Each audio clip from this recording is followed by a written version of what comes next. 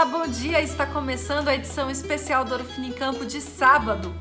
Como produzir uma silagem de qualidade? Hoje a gente te mostra todas as etapas para você que está produzindo ou vai produzir o volumoso do gado. Ainda hoje também tem dica de loja agropecuária.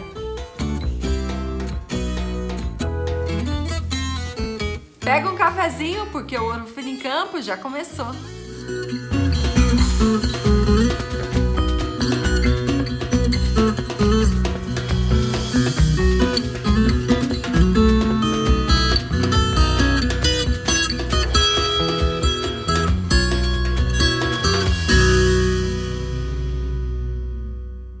A gente começa essa edição visitando uma fazenda parceira no Noroeste Mineiro. Essa propriedade utiliza produtos da Ouro Fino Saúde Animal na hora de produzir a silagem. Acompanhe.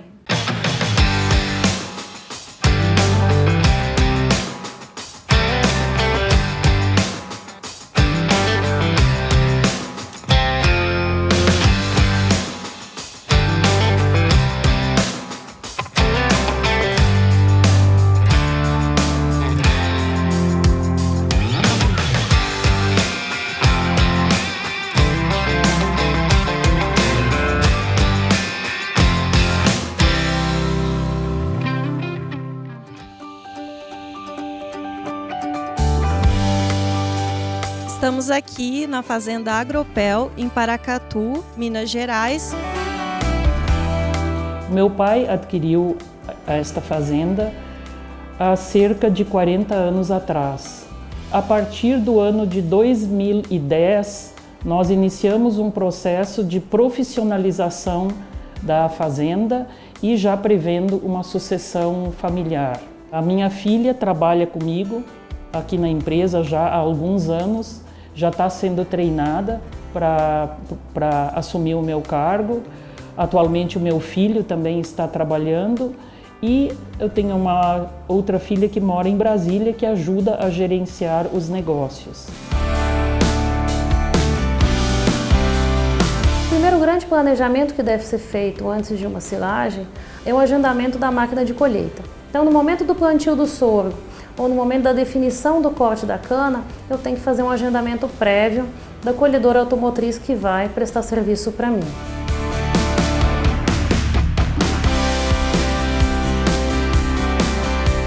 Um outro ponto muito importante que a gente já passou trabalho e que hoje a gente já tem uma rotina de fazer é o planejamento dos insumos para o fechamento do silo, que são eles as lonas, dimensionadas de acordo com o tamanho dos silos e a altura dos silos, né? Os pesos de vedação, que são pesos feitos com lona e brita, que são fáceis de ser feitos e de ser transportados e que podem ser reutilizados, uma grande vantagem. E uma outra questão são os inoculantes que são usados juntamente com o silo.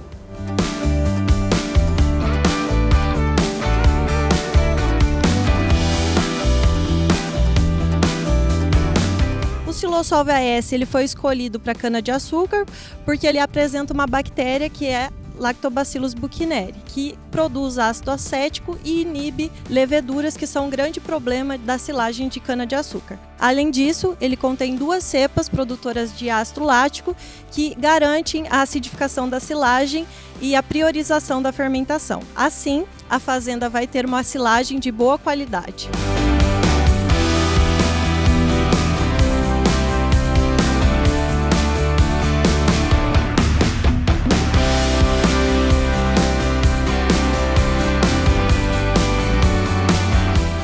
Uma colhedeira automotriz que a gente tem hoje trabalhando na fazenda, ela é apoiada por 6 caminhões caçamba, mais uma pá carregadeira e 3 tratores no pisoamento do silo. A barreira de oxigênio é um material de multicamadas de poliamida. Ele é um material amplamente testado em diversos países pelo mundo. Esses materiais de polietileno mais convencionais, 100 micras, 150 micras e 200 micras, eles são muito permeáveis à entrada de oxigênio.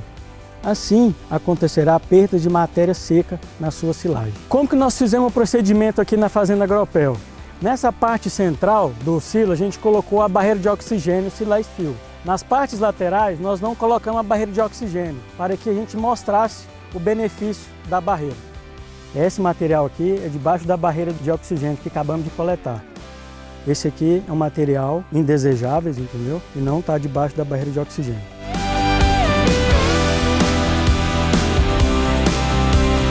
Há mais de 2 décadas, nós trabalhamos com produtos ouro fino. Trabalhamos com os produtos no IATF e isso foi responsável pelo grande salto em melhoramento genético que a empresa tem.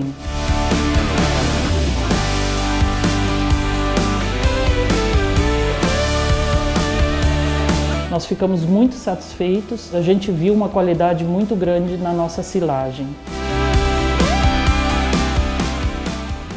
E hoje a gente recebe Paulo Francisco Meneguzzi, ele é médico veterinário e atua na Christian Hansen, que é parceira da Ouro Fino Saúde Animal. O Paulo Francisco Meneguzzi explica pra gente como produzir uma silagem de qualidade. Confira a primeira parte dessa entrevista que eu fiz pelo Zoom. Ouro Fino em Campo tem a honra de receber o nosso grande parceiro da Christian Hansen, o Paulo Francisco Meneguzzi, o famoso Chiquinho. Chiquinho, muito obrigada pela sua presença nesse sabadão para falar sobre silagem aqui no Ouro Fino em Campo. Bom dia para você. Bom dia, Juliana. Para mim é sempre uma satisfação muito grande poder estar aqui compartilhando essas experiências aqui um pouquinho com os nossos ouvintes, né, os nossos telespectadores. Agora, como que fala pela internet, Ju? Eu não sei mais como que é. Telespectador mesmo, ouvinte, enfim, hoje fica aí aberto, né?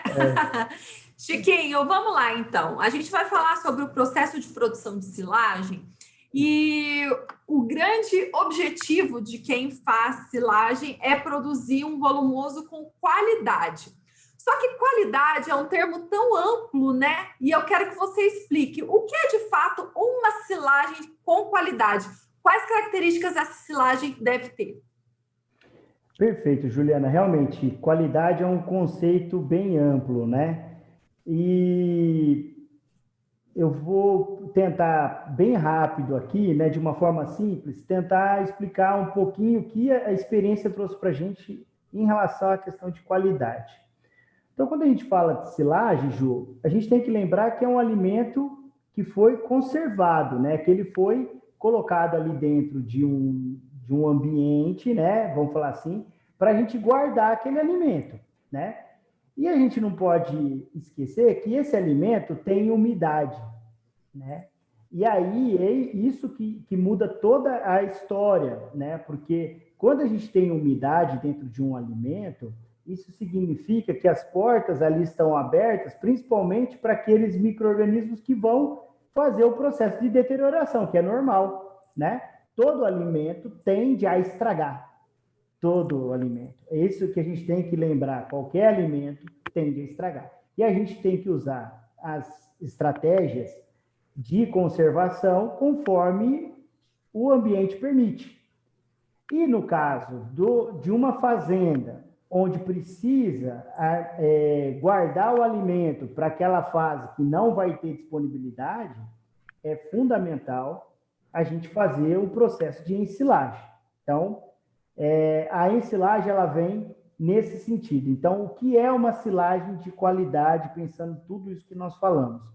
Uma silagem de qualidade é aquela que consegue preservar os valores nutritivos daquela roça que eu consegui produzir, ok? Então, essa é a primeira coisa, do ponto de vista nutricional, né? Para um nutricionista ou para uma vaca, vamos falar assim, ou para um boi, o principal é manter o valor nutritivo dele.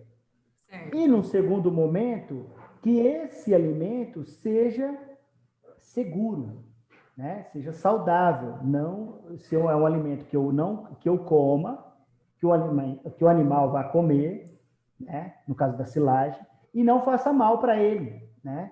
E que, pelo contrário, permita, sim, ele expressar o potencial genético dele, tanto para a conversão de carne, quanto para a conversão em leite. Então, são esses dois pontos, Juliana, que a gente tem que lembrar. Primeiro, preservar o valor nutritivo. E segundo, que seja saudável, que seja seguro ao ingerir esse alimento, não causando nenhuma doença e principalmente não levando o animal à morte. Ok? Isso são os dois pontos de qualidade. Bom, com certeza, eu acho que na produção da silagem, né, sempre tem oportunidades aí para os nossos produtores reverem, né, o processo e dar uma tecnificada e uma melhorada ali. Então, é sobre isso que a gente vai falar no próximo bloco, Chiquinho. Então, você que está acompanhando o Ouro Fino em Campo, não saia daí, pega um cafezinho que a gente volta já já.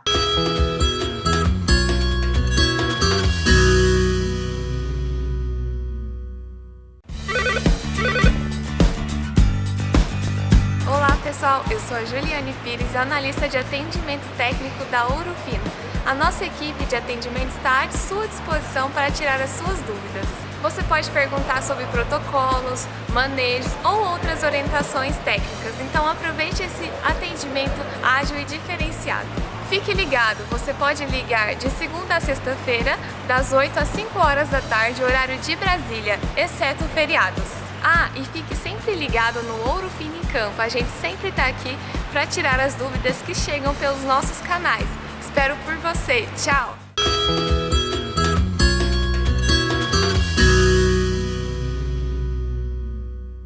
Agora tem mais um trecho da entrevista com o Chiquinho e ele fala sobre as oportunidades de melhoria na fazenda na hora de produzir a silagem. A prosa continua aqui no Ouro Fino em Campo com o Paulo Francisco Meneguzzi, nosso querido Chiquinho.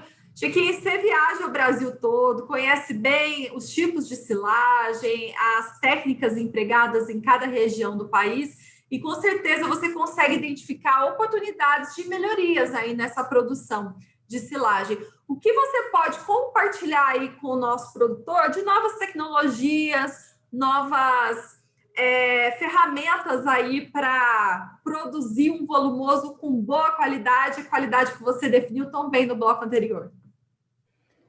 Tá certo, Juliana. Interessantíssima essa pergunta, porque o processo de ensilagem em si, ele é muito simples. É muito simples. No campo, muitas vezes, existem pessoas já muito tradicionais, já na pecuária, que já fazem isso há anos, né? Anos e anos.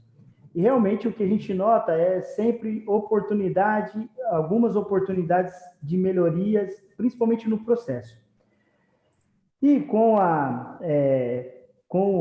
evolução tecnológica, né, hoje nós temos ferramentas que podem sim, ferramentas simples, porque quando a gente fala evolução tecnológica, né, Ju, a gente pensa às vezes em coisas muito extraordinárias, né, muita computação, aquela coisa, e na realidade não é tanto isso, né? No processo de ensilagem, as tecnologias que nós temos hoje modernas para serem implementadas, muitas vezes são muito simples. Como, por exemplo, uma oportunidade que eu sempre observo nas propriedades é justamente determinar qual é o valor exato de umidade da planta, né? Para deixar de ser aquela coisa do achismo, né? Então, uma das coisas, determinar a umidade da planta é fundamental, porque um dos pontos da conservação é o processo de fermentação, é a fermentação em si. A conservação do alimento, ela acontece a partir de um processo fermentativo, que transforma açúcares da planta através das bactérias boas que ali estão no alimento, né, que compõem aquele alimento. Essas bactérias transformam esse açúcar em ácidos orgânicos muito simples, que fazem com que esse alimento fique mais acidificado, né? Mais azedinho, como diz na prática, e essa acidificação é que vai fazer o processo de conservação, ok? Bom, então, para que isso aconteça, a primeira coisa, Juliana, é a gente ter a umidade dentro do controle. Então, existe uma zona ótima para isso acontecer. Então, se eu não sei qual é a umidade que se encontra o meu alimento, eu não consigo controlar essa zona ótima, ok? Então, a primeira coisa, a primeira oportunidade de melhoria que a gente sempre encontra nas fazendas, independente do tempo de experiência que tem, é fazer determinar o teor de umidade ou o teor de matéria seca, como a gente costuma falar. Por que a gente fala umidade? Porque às vezes no grão, na espiga, já está meio que convencionado, né, falar em umidade do grão. E na planta inteira nós falamos em matéria seca. Então, quando existe a oportunidade nas fazendas que tem medidores de umidade para grãos, é importante, às vezes, você pegar uma espiga e colocar ali e ver se essa espiga, se o grão da espiga está entre 40% e 35% de umidade. Ok? Se esse grão estiver nesse ponto, na hora você tem que começar. Se atingiu 40% de umidade, já é um bom indicativo para você iniciar a colheita. É claro que conforme o grão vai amadurecendo, a umidade vai diminuindo. E aí, 35% de umidade, abaixo de 35%, você já começa a entrar numa zona que começa a dificultar a segunda parte que eu vou falar, que é o processamento. Ok?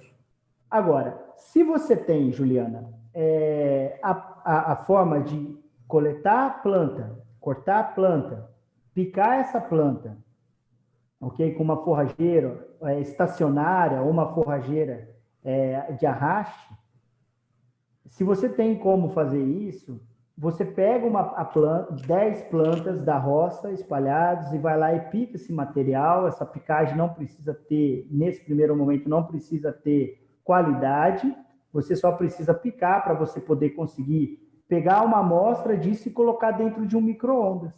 Então, com uma balança dessas de cozinha hoje, que é muito fácil comprar, né? A balança digital, com essa balancinha você usa e um micro-ondas, você consegue sim fazer consegue determinar o teor de matéria seca dessa planta. E aí, quando se fala de teor de matéria seca, a gente já é o contrário, a matéria seca vai aumentando conforme o material vai amadurecendo.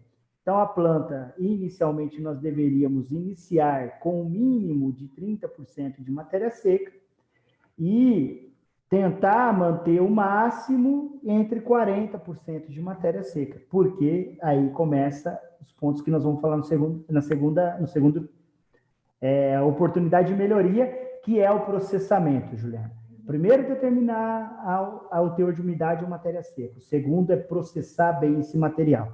Processar bem não significa picar em tamanhos pequenos, mas sim você manter a planta dentro de um tamanho adequado, ok? Dentro de um tamanho adequado, que geralmente isso varia conforme a necessidade e o tipo de forragem.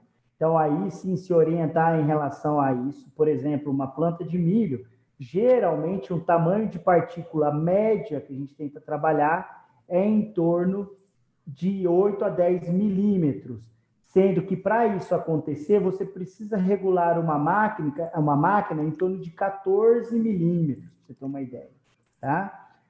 14 milímetros você regula o corte. E a outra coisa é processar o grão, Juliana. O grão é importantíssimo estar quebrado, mas quebrado mesmo, não é só machucado, igual nós falávamos antigamente. Há 5, 10 anos atrás, se falava assim que só machucar o grão era suficiente. Hoje, com as pesquisas, nós sabemos que não é suficiente só quebrar o grão. O grão precisa estar quebrado mais do que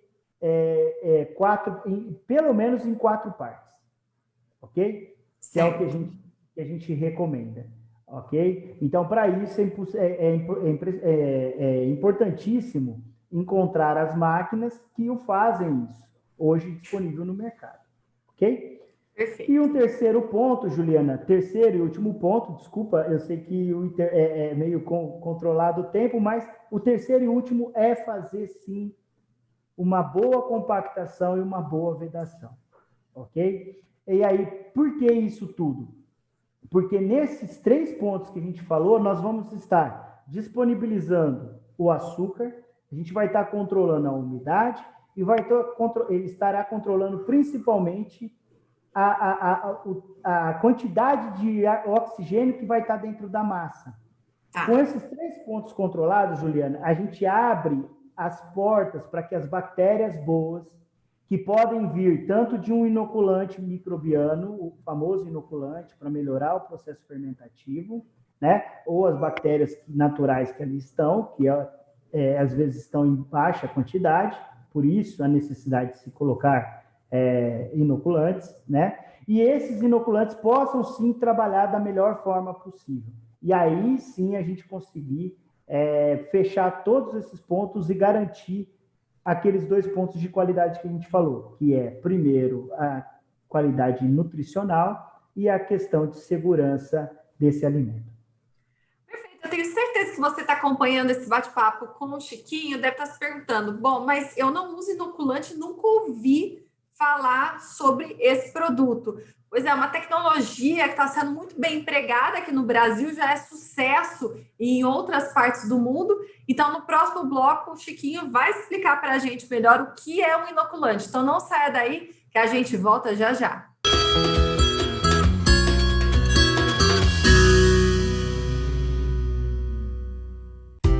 Comprar no martins.com.br é comprar com praticidade e segurança. Somos o primeiro e maior atacado marketplace do país. Oferecemos um mix completo de produtos de diversas marcas e em todos os segmentos. Também ampliamos nosso catálogo de produtos agroveterinários para fornecer tudo o que o produtor rural precisa. Acesse martins.com.br. Juntos, cada um vale mais.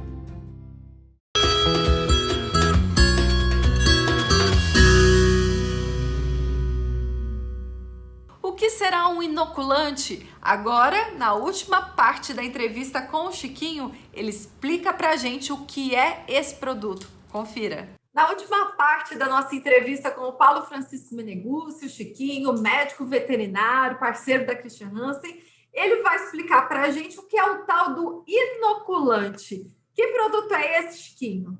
São bactérias associadas. E aí, sim, uma dica muito boa é tomar cuidado, porque tem bactérias que não conversam bem uma com a outra. Então, sempre procurar laboratórios que fazem pesquisa e que comprovem esses resultados através de pesquisas e resultados no campo, para que vamos falar assim, esse produto realmente traga benefício ao produtor. Tá bom, Juliana? Perfeito. Então, como a Christian Hansen, né? Que tem uma experiência enorme aí na produção de inoculantes. Justamente, são 140 anos de mercado, trabalhando no desenvolvimento de micro-organismos que trazem benefícios para o ser humano ou para os animais em produção. Ok, Juliana? Pode falar, Chiquinho. Desculpa. Não, e finalizando, então, buscar bactérias boas e bem trabalhadas para que tenha-se bons resultados. Bom, você explicou toda essa questão que envolve os inoculantes, mas aí o produtor, ele pensa, eu já tenho que gastar, né, investir no manejo, na produção ali da silagem, aí eu vou colocar mais um produto. Dá para você trazer uma continha do investimento que ele vai fazer do inoculante, mas principalmente o retorno que ele vai ter em cima desse produto? Com certeza, Juliana, com certeza. Hoje existem os trabalhos que mostram o que a gente fala de retorno sobre o investimento, né? Que a gente fala no dia a dia de ROI. Então, o inoculante é uma das tecnologias que consegue se pagar, num primeiro momento, só pela conservação do nutriente que ali está. Os trabalhos mostram para cada um ponto de matéria seca que você perde, você consegue recuperar 2 com o inoculante. Perfeito. Você entendeu? Então, o que significa isso? Você perde em torno, na fermentação, aqui no Brasil, você perde em torno de 5 a 6% da matéria seca. Isso é muita coisa. Sim. Isso é muita coisa. Para cada 100 quilos de matéria seca, você perde 5 quilos de matéria seca. 100 quilos de matéria seca de silo, você perde 5 quilos. Ou seja, para cada 100 toneladas, são 5 toneladas de material. 5 toneladas de material, você pode, num dia, você pode alimentar, para você ter uma ideia, em um dia você pode alimentar em torno de bois de corte, aí em confinamento, que veterinário às vezes não é muito bom de conta, né? Mas se você fizer a conta de 5 toneladas, são 5.000 quilos, e cada boi come 5 quilos, então você poderia alimentar 1.000 bois, ok? Com essa quantidade perdida, né? Então, isso em 100 toneladas, né? Para você ter uma ideia. Para você alimentar 1.000 bois, você precisa de 1.000 toneladas. Então, aí você vê o tamanho do negócio que é você perder 5% desse material. No caso, quando você usa inoculante, você joga essas perdas para em torno de 2 a 2,5%. Certo. Entendeu? Por isso que eu estava falando. Então, você recupera, você paga o investimento e, geralmente, quanto custa o inoculante? Em torno de 2 a 2,5%. Então, o retorno dele é, geralmente, só na recuperação da matéria seca, no processo fermentativo, é de 1 para 2. Ok? Para cada R$1 que você gasta, você retorna 2. E aí, se você for levar em consideração a qualidade nutritiva, hoje nós temos em vacas, por exemplo, nós fizemos um trabalho na Universidade da Flórida, Juliana, que mostrou que uma silagem inoculada com Silossol VMC, uma silagem de milho inoculada com Silossol VMC, só para garantir a qualidade fermentativa dele, ok? Nós não estamos falando ainda nem no material que vai estragar pós-retirada, e aí a gente vai estar falando no Silossol VS. Só no processo fermentativo em si, de fazer a silagem ficar com o valor nutritivo adequado. Nós conseguimos provar através de um experimento com muitos animais, que foi publicado no Journal of Dairy Science, no ano de 2008, pelo professor João, me fugiu o nome dele agora, João Daniel, desculpa, professor, um grande abraço, professor João Daniel, que está lá na Universidade de Maringá. Ele estava na Universidade da Flórida, para você vejam. E aí lá eles publicaram com o professor Adesogão um trabalho mostrando que nós conseguimos mostrar um aumento de produção de leite na ordem de 800 ml, para você ter uma ideia, que é bastante coisa, 800 ml a mais em relação a uma silagem não tratada com inoculante. Isso porque, principalmente, foi preservado o valor nutritivo e, por conta disso, os animais aproveitaram melhor ele. Então, isso é fundamental. Se eu colocar isso daí numa conta de retorno, nós vamos para casa de 1 para 8, 1 para 10, às vezes até 1 para 30, dependendo do valor do inoculante, o valor do leite. Ok? Então, assim, hoje, sem sombra de dúvidas, às vezes, aquilo que não é visual, o animal consegue sentir, consegue retornar. Então, uma silagem boa, bem preservada, com o uso de inoculantes, sim, promove performance animal. Perfeito, Chiquinho. Muito obrigada pela sua participação. Tenho certeza que o produtor entendeu e vai começar a investir no uso de inoculantes. E o time da Ouro Fino Saúde Animal está à sua disposição para te orientar e passar todos os caminhos para isso, porque nós temos inoculantes no nosso portfólio. Obrigada, Chiquinho, pela sua presença. Obrigado, Juliana. Mais uma vez agradeço o convite. E fiquem com Deus todos vocês aí, que tenham uma excelente safra e uma excelente silagem esse ano. Essa edição termina aqui, muito obrigada pela sua companhia. Segunda-feira a gente tem um novo encontro, 12h30 e 8h20 da noite, pelo horário de Brasília, na telinha do Terra Viva. Tchau!